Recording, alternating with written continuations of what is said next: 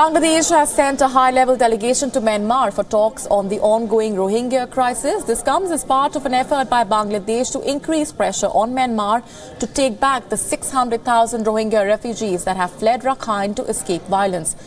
Meanwhile, Bangladeshi envoy to the United Nations has said that violence against the Rohingya continues in Myanmar. The ambassador also said that the influx of almost 1 million Rohingyas has placed the country in an untenable position.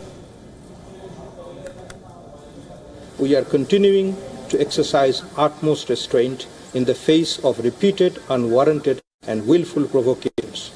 On her part, Myanmar should realize there is no taker for her baseless and malicious propaganda projecting Rohingyas as illegal immigrants from Bangladesh.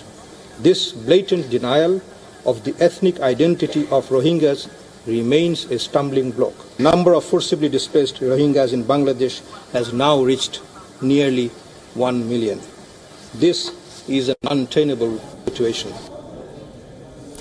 The United Nations has opened a major fundraising conference which aims at securing aid for the Rohingya. The pledging conference in Geneva, which is being co-hosted by the European Union and Kuwait, is part of an effort to raise $434 million of aid by February next year. A total of $100 million have been promised before the conference opened, and the European Union pledged additional 30 million euros. The sheer speed, size and scope of the Rohingya refugee crisis that has occurred over the last nearly 2 months has resulted in a shocking humanitarian emergency that is, I believe, unparalleled in this region and in many parts of the world.